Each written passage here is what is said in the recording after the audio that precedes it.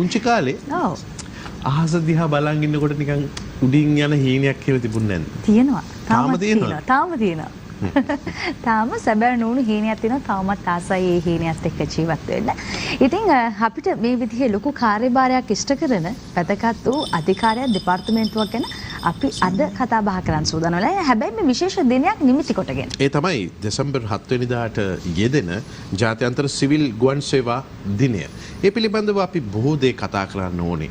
විශේෂයෙන්ම අපේ ඉතිහාසයේ දිහාට හැරිලා බැලුවාම මහර්ගා අපි රටක් විදිහට ওই ලෝකයේ අනෙත් පොත්පත්වල තියෙන ඉතිහාසයට එහා ගිය ලොකු ඉතිහාසයක් තිබෙන ප්‍රෞಢ ඉතිහාසයක් තියෙන මේ හෙළ භූමිය ගුවනින් ගමන් ගියපු ඉතිහාසයක් තියෙන ඒ පිළිබඳව අපි රාවණ වැඩසටහනේදී දිගින් දිගට කතා කරලා තියෙනවා. ඉතින් අපි ඒ පිළිබඳව කතා කරන්න සූදානම් වෙනවා මේ බොහොම වටිනා මහාර්ග වූ දැසන සිවිල් ගුවන් සේවා අධිකාරියේ ගරු සභාපතිවරයා. එතුමා බොහොම ප්‍රසන්න, බොහොම කටයුතු වල බොහොම දක්ෂයෙක්. උපුල් ධර්මදාස මහත්මයා ආයුෂ බොහෝ වේවා කියලා පිළිගන්නවා. සුබෝදසනක් අසංගන් මාර්ග. ඒ වගේම වැඩ බලන නියෝජ්‍ය අධ්‍යක්ෂ ජෙනරාල් රෙහාන් වනියප මහත්මයා ආයුෂ බොහෝ සුබෝදසන. හරි. අපි මුලින්ම කැමති කතා බහ කරන අපේ සභාපතිතුමාගේ තමයි උපුල් මහත්මයාගේ අපි සාමාන්‍ය ඉතිහාසය ගැන කතා බහ කරන සංගත් සඳහන් කර අපිට දීර්ඝ වශයෙන් ඉතිහාසයක් තියෙනවා සහ විශේෂයෙන්ම සිවිල් ගුවන් සේවාව ඇතුළත ලොකු ඉතිහාසයක් තියෙනවා. මම කැමති මේ ඉතිහාස කතාවත් එකතු කරගෙනම අපි යම් විශේෂ දිනය ගැන කතා කරා. හොඳයි. අත් වශයෙන් ඔබ කිව්ව පරිදි අර උඩින් යන ප්ලේන් එකක් ගැන අදත් මට මතක හිටිනවා. මම පොඩි කාලේ මමත් ආසයෙන් බලන් ඉන්න උඩ යන ප්ලේන් එක ගැන. ඒ කියන්නේ මේක මේ හැමෝටම මේ එක වගේ තිබිච්ච අත්දැකීමක්. නියතෙන්ම පොඩි කාලේ අපි ප්ලේන් එකක් දකින්නත් ආසයිනේ. දැන් ඉතින් මේ එයාපෝට් එකේ ගියාම ප්ලේන් නැති වෙන තියෙන බලන්න. හැබැයි ඒක පාක් කරලා තියෙන ප්ලේන් තියෙන්නේ.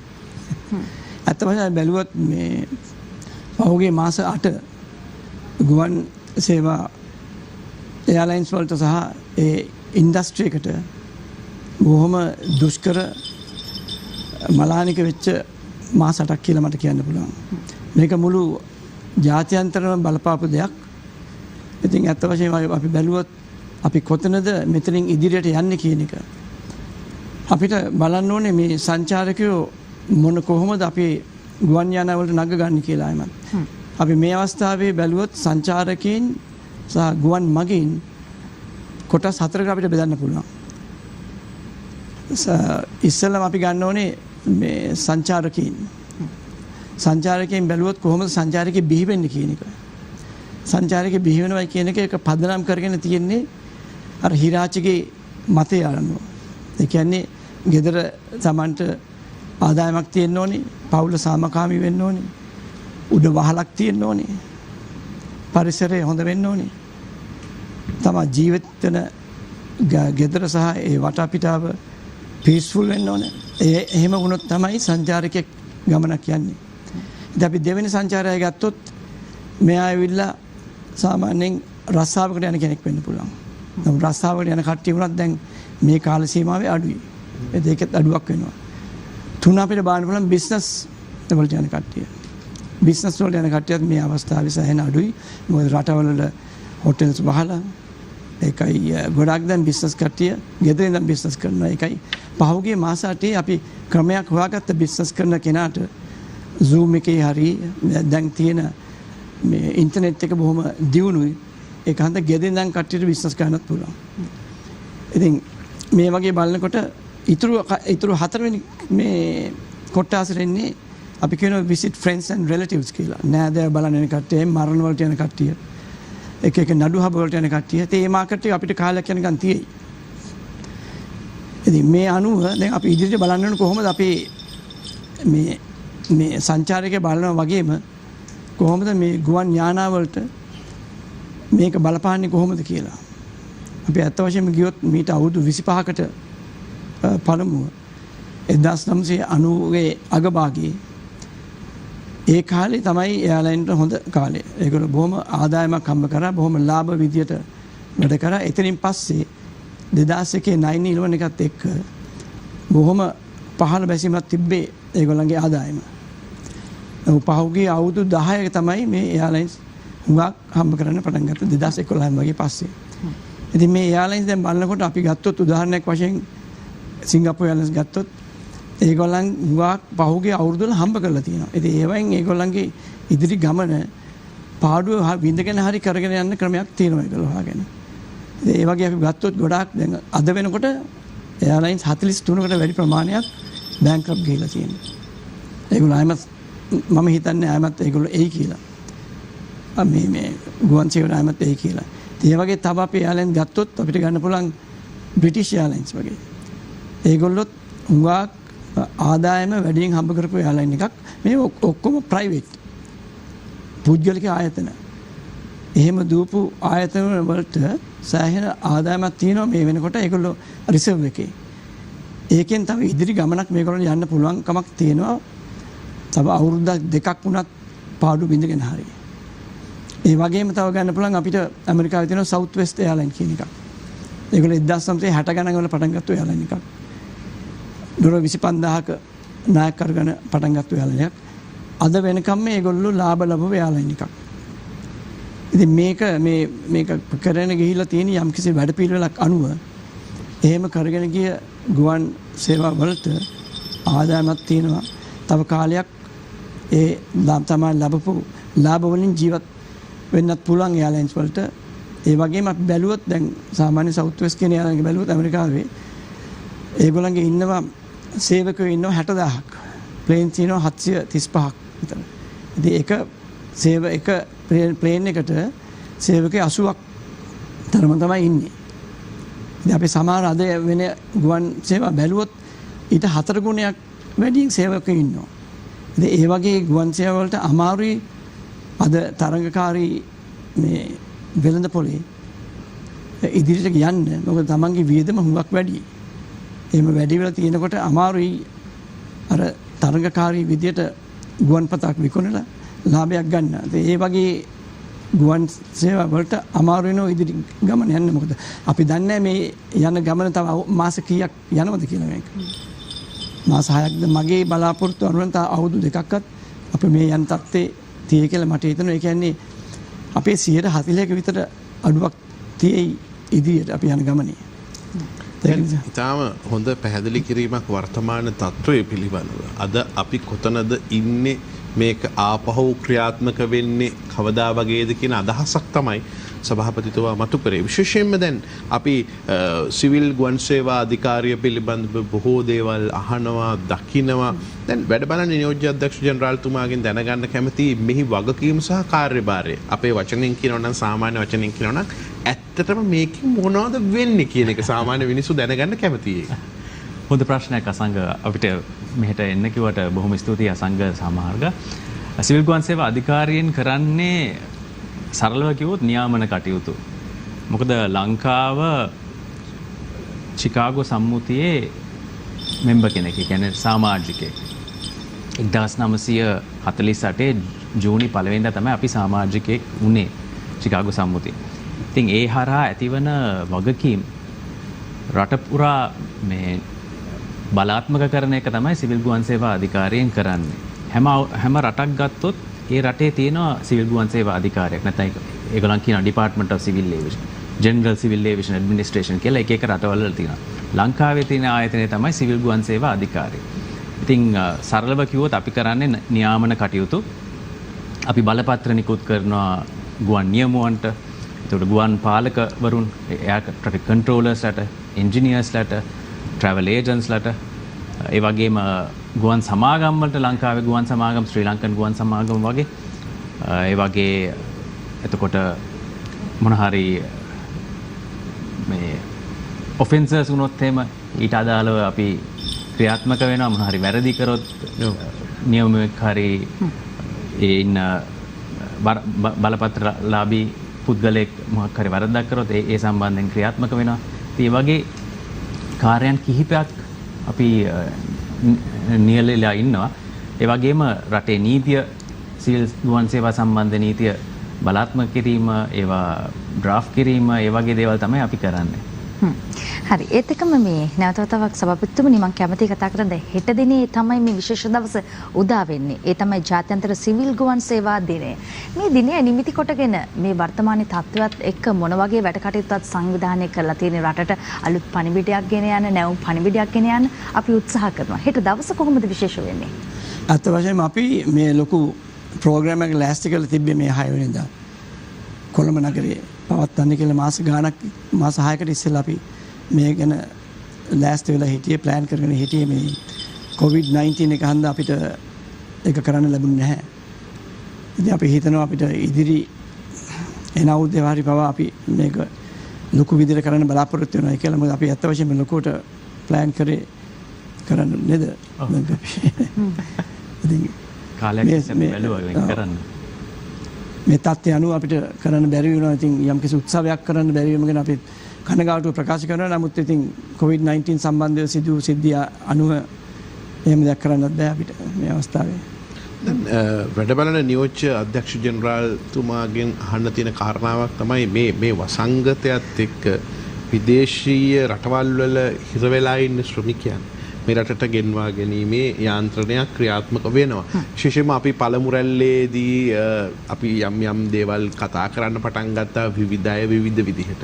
මේ පිළිබඳව නොදන්නා කාරණා තියෙනවා. මොකද ඇතමෙක් කියනවා විදේශ රටවලින් මේ අය ගෙනාවට පස්සේ ඒ හරහා ලංකාවට කොරෝනා ගේන්න පුළුවන්, කොරෝනා ලෙඩ වෙන්න පුළුවන්. ලංකාවේ මෙහෙම එකක් තිබුණේ නැහැ කියලා. නමුත් ලංකාවට ඒ අය මුදල් ලැබනකොට විදේශ විනිමය ලංකාවට ගලාගෙන එනකොට ඒ අය හොඳයි. ඒ අයට අසනීපයක් හැදුනාම හොඳ නැහැ. මේක දෙකක් වෙන්න බෑනේ. දවල් මිගෙල් රෑ ඩැනියෙල් වෙන්න බෑනේ. එක ප්‍රතිපත්තියක් තියෙන්න බෑ. රජයකට එහෙම වැඩ කරන්න බෑ. ඒ නිසා මේ වගකීම කොහොමද ගත්තේ? වගේම තවත් මෙවැනිම කණ්ඩායම් අපි දකින්න ජනාධිපතිතුමනි අපිට රටට එන්න අවස්ථාව දෙන්න, අපිට උදව් කරන්න, අපිව රටට ගෙන්න ගන්න මෙවැනි බොහෝ ඉල්ලීම්. මේ සියල්ල නිවැරදි ආකාරයෙන් කළමනාකරණය කරන්න ඔබ ආයතනයට වගකීමක් තියෙනවා. මොකද්ද මේ පිළිබඳව තත්ත්වය? අත් වශයෙන්ම ජනාධිපතිතුමාගේ උපදෙස් අනුව අපි අදත් හුඟක් මේ හිරවෙලා ඉන්න ශ්‍රී ලාංකිකයින් මිඩල් ඊස්ට් ඉන්න කට්ටිය සතිපතා ගේනවා අපි. ඇත්ත වශයෙන්ම දවස් පතා ගේනවා මේ යම්කිසි ප්‍රමාණයක් එමිරේට්ස් මොකද ඒ අයට වෙන ඉන්න ක්‍රමයක් නැහැ. වෙන ඉන්න ක්‍රමයක් නැහැ. ඉතින් එන්න පුළුවන් ගාන අනුව සෞඛ්‍ය දෙපාර්තමේන්තුවෙන් දීලා තියෙන නිගමන අනුව අපි හැමදාම 25ක් 50ක් හරි ගේනවා. එහෙම නැත්නම් පහුගිය සතියේත් ආව 290ක ආව ශ්‍රී ලංකන් න්‍යායාලයෙන් දෝහා ඉඳලා 290ක් ගෙනවා. මේ සතියේ තියෙනවා. ඒක දිගටම වෙනවා. අපේ ගරු ජනාධිපතිතුමාගේ උපදෙස් අනුව මේක වේගෙන යනවා. අත වශයෙන්ම මම මේ සාකච්ඡාවට එන්නේ ඉස්සෙල්ලත් අනුමැතිය දීලා ආවේ කීප දෙනෙකුට පහට විතර. ඉතින් ක්‍රියාවලියක් තියෙනවා. ඒක වෙන යම් කිසි විධිමත් විදියකට තමයි අපි කරන්නේ. මොකද එකපාරට ගොඩක් කට්ටිය ගේන්නත් බෑ. මොකද සහ මේක ප්‍රායෝගිකව කරන්න පුළුවන් දේවලුත් තියෙනවානේ. ඔව්. මොකද මේ එක්ස්පෝෂර් එක වැඩි ගොඩක් කට්ටිය ගෙනාවොත් රට විවුර්ත වෙනවා වසංගතයට. නැවත ඒකින්ද අපි ක්‍රමානුකූලව යම් කිසි සංඛ්‍යාවක් ඉන්නවා දවසකට ගේන. ඉතින් ඒ අනුව තමයි අපි ක්‍රියාත්මක වෙන්නේ. දැනට එන මගින් සියලු දෙනාම අනුමැතිය ලබාගෙන තමයි එන්න ඕනේ රටට. ඒ වගේම අපේ ජනාධිපතිතුමාගේ උපදෙස් අනුව හුඟක් අපි දැන් මේ දවස්වල ගේන්නේ මිඩල් ඊස්ට් වලින් තමයි. බටහිර රටවලින් ගේන ප්‍රමාණය තරමක් දුරට අඩු කරලා තියෙන්නේ. මොකද මේ පුළුවන් තරම් මේ අපේ බොහොම දුකෙන් අමාරුවෙන් ඉන්න ශ්‍රී ලාංකිකයින් මිඩල් ඊස්ට් වලින් මෙහාට ගෙන්වීම සම්බන්ධයෙන් ඒ එන සීට් එකක් තියෙනවා නම් එක සීට් එකක් හරි අපේ අයට දීමටයි අපේ බලාපොරොත්තුවයි අපිට ලැබිලා තියෙන උපදෙස්. ඒ වගේම මේ රටේ හොඳ කර්මාන්ත ශාස්ත්‍රයන් ගැන අපි කතා බහ කරනවා. රටට සුබවාදී දේවල් එකතු කරන මෙවැනි අධිකාරී දෙපාර්තමේන්තුව අපේ රටේ බොහොමයක් පිහිටවලා තියෙනවා. විශේෂයෙන් මේ සිවිල් ගුවන් සේවා අධිකාරිය කියලා කියන්නේ එවැනි ස්ථානයක්. එතකොට අපි කැමති කතා බහ කරන්නේ අපි දකින වීඩියෝ දර්ශනත් එක්කත් අපි කතා බහ කරන්න සූදානම් වෙලා ඉන්නවා. දැන් අපි ටිකක් කතා කරමු. දැන් කතා කරන්නේ මේ පණිවිඩයට අමතරව ගුණාත්මක භාවය සහ හොඳ සේවාවක් ලබා දෙන අපි මහර්ග ඔය ඉන්දියාව වගේ රටවල් ඉතාම දැවැන්ත රටවල් හරි විශාල රටවල්. හැබැයි සමහර වෙලාවට ඒ ගුවන්තොටුපළවල් වලට එහෙම ගියාම හිතනවා මේවා අපේ රටේ මේ ඈත ගමක මේ බස් නැවතුම් පොලක් වගේ කියලා. නමුත් අපේ රටට එනකොට එහෙම නෙවෙයි. අපේ රට ඉතාම ඉහළින් මේ කටයුත්ත කරනවා. ඒ ගැන පොඩ්ඩක් කියමු සභාපතිතුමා. ඇත්ත වශයෙන්ම අපි බැලුවොත් අපේ බණ්ඩාරනායක ගුවන්තොටුපළ සමාන කරන්න පුළුවන් ඉන්දියාවේ කොචින් සංඛ්‍යාව අනුව. ඒ කියන්නේ number of එන මගින් ගාන බැලුවොත් කොචින් එකයි අපි ඒක සමාන වෙන්න පුළුවන්. ඒ වගේ අත වශයෙන්ම ලාංකිකයට ලංකාවට එනකොට ඒ Tamanට දැනෙන ෆීලිං එක වෙන කොහෙවත් නැහැ. ඒ සුවඳ අපි බෑලා ගුවන්තොටුපළ යනකොට ඒක අමුතු සුවඳක්. ඒක මම අවුරුදු 40ක් පිටරට ඉඳලා ආවේ. ඉතින් හැම පාරම මේ ලංකාවට බහිනකොට ඒ එන Tamanට දැනෙන ෆීලිං එකයි සුවඳයි වෙන කොහෙවත් නැහැ. මේක පේන එක බානකොට ඉතින් ඒක බොහොම හොඳට අනිත් එක අපේ ගුවන්තොටුපළේ වුණත් ඉන්න හැම එක්කෙනෙක්ම උගත් කට්ටිය ඉන්නේ. යම් කිසි දෙයක් කිව්වොත් හුඟක් දුර ගිහිල්ලා හරි උදව් කරන බලාපොරොත්තුෙන් ඉන්න කට්ටිය. නෑ බෑ කියන්නේ නෑ. ඒක අපේ සහජයෙන් තියෙන දෙයක් කියලා මට කියන්න පුළුවන්.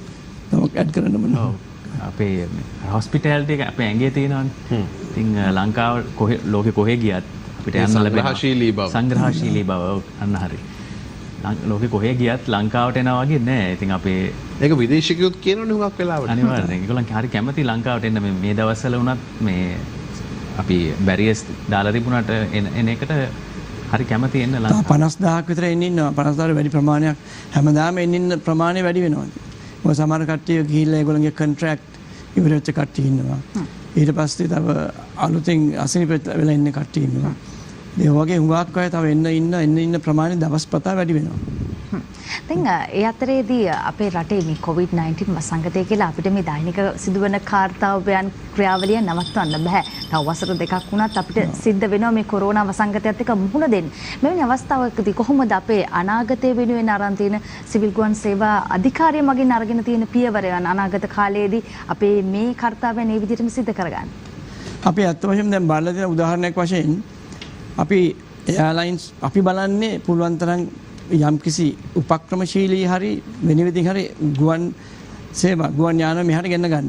අත් වශයෙන් අපි දෙන්නම කතා කරලා සිංගප්පූරු එයාලයින්ස් වලට අණ දීලා ඒගොල්ලොත් එක්ක වාඩිලා කතා කරලා දැන් අද නේද අද රෑ 11ට පළවෙනි ප්ලේන් එකේ ගුවන් ශ්‍රී ලංකාවෙන් මගින් සමග ගෙන්නේ.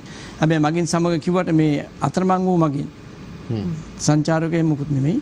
අතරමං වූ මගින් 50ක් එක්කා දෙනවා. අද තමයි පළවෙනි ෆ්ලයිට් එක තියෙන්නේ මාස 8කට වගේ පස්සේ. අපි දෙන්න වාඩිලා කතා කරන හුඟක් වෙන පැය 3ක් විතර කතා කරලා තමයි ඒගොල්ලන්ට සාකච්ඡා කරලා. ඉතින් ඒ වගේ අපේ බලාපොරොත්තුවත් අපේ හැම උනන්දුවත් පුළුවන් තරම් මේක ආසියාවේ ලොකුම හබ් එක කරන්නයි අපේ බලාපොරොත්තුව ඉදිරියට. ඉතින් COVID-19 එකෙන් පස්සේ අපිට ලොකු ගමනක් යන්න පුළුවන් කියලා අපි හිතනවා. මොකද ඒ වගේ ලොකු ඩිමාන්ඩ් එකක් තියෙනවා ලංකාවට එන්න. අපේ මාර්තු 19 වෙනිදා අපි වාහන දවසේ වාහන කියන්නේ අර తాවකාලික එන පැසෙන්ජර්ස්ලා නතර කරපු දවසේ දවසට ලෑන්ඩින්ග්ස් තිබුණා 85ක් විතර. ඉතින් ඒ වගේ තැනක හිටියේ තව දියුණු වෙන්න අපිට ගොඩක් තියෙනවා ඉදිරියටත්. දැන් ටර්මිනල් දෙකක් හදන්න මුල්ගල් තියලා ඉවරයි. මේ මාසට ඒ විදිහටම ආවා නම් අද එහෙනම් අපි ලොකු ආර්ථිකයෙන් අපි ලොකු තැනක ඉන්නවා කියලා මට කියන්න පුළුවන්. හැබැයි අපි විතරක් නෙමෙයි මුළු ලෝකෙම නතර වෙච්ච වෙලාවක් මේක. දැන් gedara බලාගෙන ඉන්න කෙනෙකුට විශේෂයෙන්ම සාමාන්‍ය කෙනෙකුට මොනහරි හේතුවක් නිසා විදේශගත වෙන්න තියෙනවා. ඒක රැකියාවකට නම් කාලේ එහා මෙහා කරගන්න පුළුවන්. ඒක අත්‍යවශ්‍ය කාරණාවක්. අපි හිතමු මේ රට කරන්න බැරි විදේශ රටකටම යා යුතු සැක්කමක් වගේ දෙයක් නම් මේකට අනිවාර්යයෙන්ම යන්න එපා. මේක නවත්ත ගන්න බෑ. එහෙම අයට අත්‍යවශ්‍ය කාරණාවක් වෙනුවෙන් ගුවන්ගත වෙන්න වුණොත් වැඩ බලන නියෝජ්‍ය අධ්‍යක්ෂ ජෙනරාල්තුමා කොහොමද ඒ කටයුත්ත කරගන්නේ? මොකක්ද ඒ ක්‍රියාවලිය?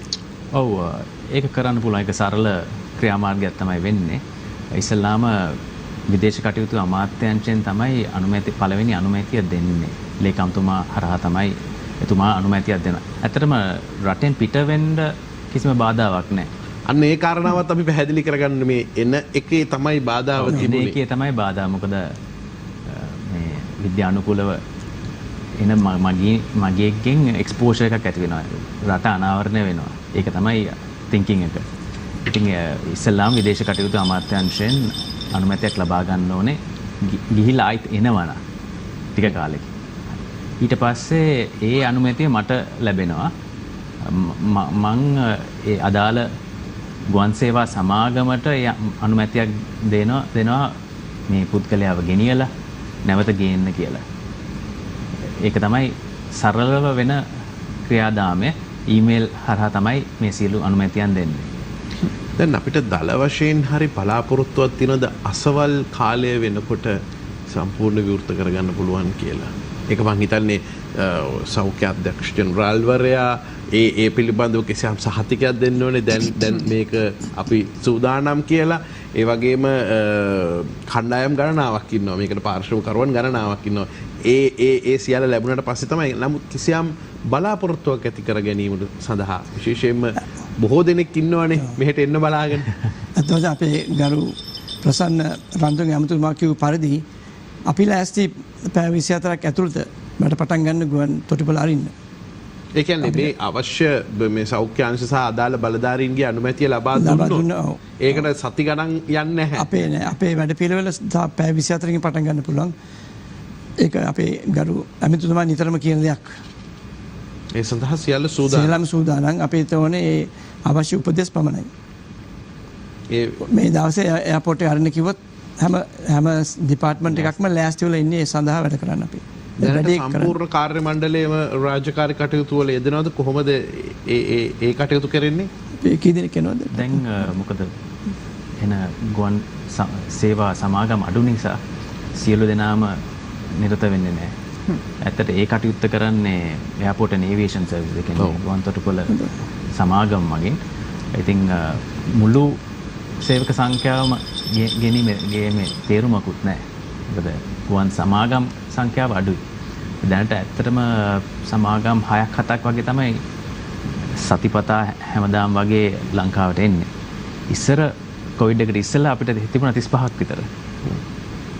දැන් මේ සිවිල් ගුවන් සේවා දිනයත් එක්ක අද අපි මේ කොරෝනා වසංගතයත් එක්ක ව්‍යසනයත් එක්ක කතා කරන්නේ. තව අවුරුද්දකින් දෙකකින් අනාගතයේ දවසක මේ සුවිශේෂ දිනය ගැන කතා කරද්දී ඔබතුමාගේ ඉලක්කය මොන වගේ තැනකට මේ ආයතනය රැගෙන යන්නද? මේ කණ්ඩායමත් එක්ක ඉතාම දක්ෂ කණ්ඩායමක් ඉන්නවා. වැඩ බලන නියෝජ්‍ය අධ්‍යක්ෂ ජෙනරාල්තුමා දැක්කත් ඔබතුමාට සුවිශාල ශක්තියක් ලබා දෙනවා. ඒ වගේම ලොකු පැතුරුණු ජාලයක් ඉන්නවා ඔබත් එක්ක සම්බන්ධ වෙලා. මොකද්ද අනාගත බලාපොරොත්තුව? කොයි වගේ තැනක තියෙයිද තව අවුරුද්දකින් දෙකකින් අපි ජාත්‍යන්තර සිවිල් ගුවන් සේවා දිනය සමරද්දී අපේ රට? අපිට හොඳ වැඩ කරන ටීමයක් ඉන්නවා කියලා මට කියන්න ඕනේ. අපේ ඩිරෙක්ටර් ජෙනරල් තේමි අබේවික්‍රම මහත්මයා ගොඩක් එක්ස්පීරියන්ස් තියෙන කෙනෙක්. ශ්‍රී ලංකන් එයාර්ලයින්ස් වලකට කැප්ටන් කෙනෙක්. ඒ වගේම අපිට තව ඉන්නවා මේක මේ මම කියන්නේ මේ තිරයක් පසුපට ඉඳගෙන වැඩ කරන මේ ටීමයක් අපිට ඉන්නේ කියලා බොහොම උගත් හරියට වැඩ දන්න ටීමයක් අපිට ඉන්නවා සිවිල් ගුවන් සේවා අධිකාරියේ. ඒ වගේ මේ මහත්මයාත් මම හිතන්නේ අවුරුදු 10කට පමණ වැඩි කාලයක් සේවය කළා තියෙනවා. ඒ වගේ හැම එක්කෙනෙක්ම අවුරුදු 10කට වැඩි කාලයක් සේවය කළා ලොකු දැනුමක් තියෙන කෙනෙක්.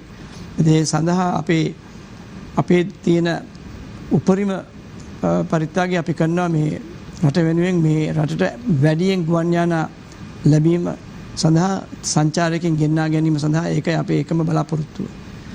දැන් එයාපෝට් එක දියුණු වුණාට පස්සේ අපි හිතනවා මීට වැඩිය අපේ ගරු ජනාධිපතිතුමාගේ ඉලක්කය තියෙන්නේ මිලියන් 15ක් පමණ සංචාරකයන් මේ රටට ගේන්න. ඒක තමයි අපේ බලාපොරොත්තුව. ඒ සඳහා තමයි අපි වැඩ කරන්නේ ඉදිරියම. හරි. ඉතින් හෙත් එක්කම අපි අද දවසේදී මේ කතා බහ කරමින් දෙසැම්බර් 7 ඒ කියන්නේ හෙට දිනට යෙදෙනා වූ ජාත්‍යන්තර සිවිල් ගුවන් සේවා දිනය නිමිත්තෙන් මේ ඔවුන්ගේ වැඩ කටයුතු කොයි ආකාරයට සිදු වෙන්නේ අනාගතයේදී අපි කොහොමද සුබවාදීව මේ දිහා බලන්නේ කියන කාරණාව තමයි. මෙතන අවසන් විනාඩි කිහිපය නිසාවෙන් මට හිතුණා කතා කරන්න. දැන් මේ සිවිල් ගුවන් සේවා අංශයට තවත් අංශ කිහිපයක් එකතු වෙලා තමයි මේ වැඩ කටයුතු සාර්ථක කරගන්න පුළුවන් වෙලා තියෙන්නේ. ඒ අංශ ගැනත් අපි ටිකක් කතා බහ කරමු අවසන් විනාඩි කිහිපය නිසා. මොකද ඔවුන් ලොකු දායකත්වයක් මේ අවස්ථාවේදී ලබා දෙනවා. ඔව්. ඇත්තටම මේ අපිට මේක තනියම කරන්න බෑ. ඔව්. ගොඩක්ම මේ කොවිඩ් එන්වයරන්මන්ට් එක ඇතුලේ අපිට ගොඩාක් අයගේ උදව් ලැබෙනවා. සෞඛ්‍ය සේවා අංශ වලින්, එතකොට යුද හමුදාවෙන්, ගුවන් හමුදාවෙන්, ඒ වගේම ගුවන් සේවා සමාගමෙන්, airport and aviation services Sri Lanka limited, ඒ හැම දෙනෙක් Sri Lankan airlines ground handler හැටියට ඒගොල්ලන්ගේ දායකත්වය නැත්තම් අපිට මේක කරගෙන යන්න බෑ. මොකද මේ දැන් මාස 8ක් 9ක් වගේ කාලයක් ගොඩක් අයට මහන්සි ඇති මේ කාලේ මේ කර්තව්‍ය නියලී සිටින නිසා ඉතින් මම මේක අවස්ථාවක් කරගන්නවා ඒ හැම දිනාටම ස්තුතිවන්ත වෙන්න. ඒ වගේම අපේ අධිකාරියේ සේවකයන්නුත් මේකට දායක වෙන ලොකු මට්ටමකින්. ඉතින් මේ සියලු දෙනාට මම මේක අවස්ථාවක් කරගන්නවා. ඒගොල්ලන්ට ස්තුතියි කියලා කියන්න. ඕගලන්ගේ දායකත්වය අපි බෙහෙවින් ගෞරව කරනවා. ඒ වගේම ඒකට ගොඩාක් ස්තුතියි. මමත් මේ අවස්ථාවේ කැමති ගුවන්තොටුපළේ චෙයාමන් මේජර් ජනරල් චන්ද්‍රී මහත්මයාට ස්තුති කරන්න. ඒ වගේම ශ්‍රී ලංකන් එයර්ලයින්ස් චෙයාමන් අශෝක් පත්‍රිගේ මහත්මයාට ඒ මහත්තුරුගෙන් සිදුවෙන වැඩ පිළිවෙල බොහොම ලංකාවට බොහොම කන්ට්‍රිබියුෂන් එකක් කරනවා කියලා මට කියන්න කැමතියි. ඒ මහත්තුරු සමහර මහත්තුරු මම දන්නවා අශෝක් පත්‍රිගේ මහත්මයා පඩියක්වත් මුකුත් නැතුව වැඩ කරන කෙනෙක්. ඒගොල්ලන්ගේ දැනුම අපිට ලැබීම මේ ගුවන් යානයේ ලැබීම ලොකු සම්පතක් කියලා මම හිතනවා මේ අවස්ථාවේදී. අද වර්තමානයේ වන විට මේ රටේ නිවැරදි තත්ත්වය ඇත්ත තත්ත්වය මේ රටේ ජනතාවට දැන ගැනීමේ යුතුකමක් වගකීමක් අපිට තියෙනවා. ඒ සියලු දේ තොරතුරු පැහැදිලි කිරීම ඒ කාරණාව අපි විසින් තමයි මේ සිද්ධ කරන්න කියන කාරණාව මතක් කරන්න ඕනේ. සිවිල් ගුවන් සේවා අධිකාරී ගරු සභාපති උපුල් ධර්මදාස මහත්මයා, ඒ වගේම වැඩ බලන නියෝජ්‍ය අධ්‍යක්ෂ ජනරාල් රෙහාන් වන්නියප්පා මහත්මයාට අපි ඔබතුමන්ලා දෙන්නට මේ උදෑසන ඉතාම විවේකී වෙලාවක් උදේ පාන්දර අවදි වෙලා මේ කටයුත්තට ඇවිල්ලා ජනතාව දැනුවත් කරලා මේ කරපු සත්කාරයට බොහොමත්ම ස්තුතිවන්ත වෙනවා. විශේෂයෙන්ම තවත් බොහෝ දේ කරන්න ශක්තිය ධෛර්යය ලැබේවා කියලා ප්‍රාර්ථනා කරනවා. ජාත්‍යන්තර සිවිල් ගුවන් සේවා දිනය සමරද්දී ලබන වසරේ හෝ ඊළඟ වසරේ තාම සාර්ථකත්වයට ගියපු ආයතනයක් විදිහට යලි අපිට කතා කරන්න අවකාශ ලැබේවි. එතකන් අපි මතු සම්බන්ධ කරනවා මේ සාකච්ඡාව. මමත් ප්‍රාර්ථනා කරනවා අපිට එන්න ලැබෙයි කියලා එන අවුරුද්ද ඇවිල්ලා මේ සම්බන්ධව කතා කරන්න පුළුවන් වෙයි කියලා. ආයුෂ බොහෝ වේවා.